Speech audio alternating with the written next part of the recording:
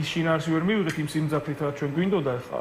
რას ვინ გჭირდება ასე ვთქვათ, ისი მოთხოვნილებაც გვაქვს. მე არ მქონდა ახლა სხვა მოლოდინები განსაკუთრებით მაგ მიმართულებით, იმიტომ რომ ჩვენ გვაქვს ინფორმაცია ახლა პოლიტიკურ ველზე რა ხდება, ძირითად პოლიტიკურ აქტორებს შორის რა ურთიერთობებია და ასევე შიგნით სტრუქტურულად როგორ არის, რა დინამიკაა და რა კლიმატია და ეს ყველაფერი ზედაპირზეც კარგად ჩანს, ანუ შეუიარაღებელი თვალით შეიძლება გაანალიზოს ასე ვთქვათ, რამდენად არის ახლა პოლიტიკურ ველზე კონსოლიდირების რესურსი და კოორდინაციის ან რაღაც საპროტესტო ძალისხმევის თვალსაზრისით რაღაცა ღირებულის გაკეთების რესურსი პოლიტიკურ ველზე ეს უბრალოდ არ არის.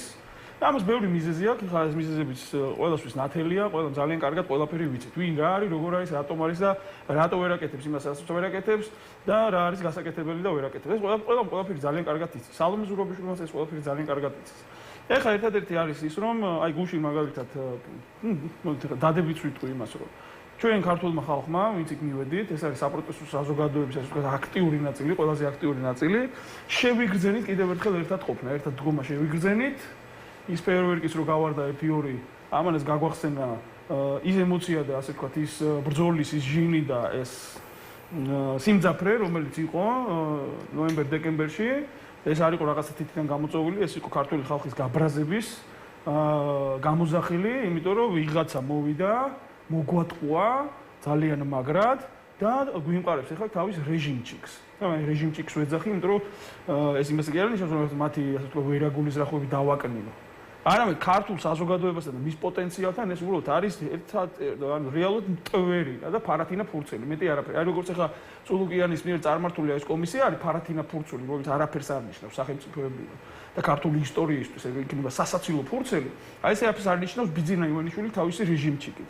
და ახლა ქართული საზოგადოება გუშინ კარგად შეიგრძნეს ადამიანებმა, რომ რეალურად ჩვენ საზოგადოება ვართ პოლიტიკური ველის გარეშე. და ის ილუზიები, რომ პოლიტიკური ველიდან ჩვენ შეიძლება რაღაცა კოორდინაცია მივიღოთ ან რაღაც, ესენი ყველაფერი დაიწვა, გუშინ მორჩა იქ ამბობ, დამთავრდა იქ ამბობ. ყველამ კარგად გაიგო. ეხლა საზოგადოებაში და განსაკუთრებით აი იმ აქტიურ ჯგუფებში და იმ აქტიურ ადამიანებში, ვინც აი იმ საპროტესტო ძალისხმევას ქმნის და ავანგარდში იმყოფებიან, მათ ეხლა საბოლოოდ იციან, რომ მათზე არის ყველაფერი დამოკიდებული. მათ კონსოლიდაციაზე არის დამოკიდებული, რომ ისინი უნდა დაждდნენ ერთიან საკოორდინაციო ფორმატში და კარგად ეფექტური გადაწყვეტილების მიღების პროცესის შედეგად მოახდინონ ეროვნულ დონეზე საპროტესტო ძალისხმევის კონსოლიდაცია, ამოქაჩვა და წარმართვა სანამ რეჟიმი არ ჩამოიშლება. აი ეს არის ის რის წინაშე ჩვენ ახლა ვდგავართ, ამის შესაძლებლობა პოტენციალი ჩვენ საზოგადოებას უეჭველი აქვს და არიან ადამიანები, მათ შორის ჩვენც ვართ, რომლებიც ამ პროცესს ფასილიტაციას უწევენ და ცდილობენ რომ ეს ყველაფერი მოხდეს. და მე დარწმუნებული ვარ, რომ ამას ჩვენ მოვახერხებთ, იმიტომ რომ კარგი საფუძველი გვაქვს. ეს ძალიან კარგად იცის სუსმაც, ანუ იმ ხალხმა, ვინც რეჟიმს ემსახურება სულში, თორე დანარჩენები პროფესიონალები ვინც არიან, ისინი თავის გულში, გულის სიღრმეში ასევე მოელიან ცვლილებებს. დარწმუნებული ვარ მე ამაში.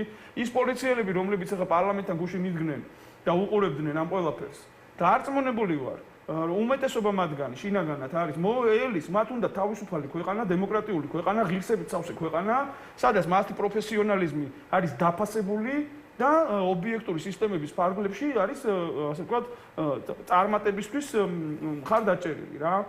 რაც ეხა მათ არა აქვს. ეხა არიან ისინი რეჟიმის მსახურებაში და მონურ მსახურებაში. არანაირი ასე ვთქვათ დაცვის გარანტიები მათ არ აქვს. ის თუ როგორ ექცევა წულუკიანი და აი სახელმწიფო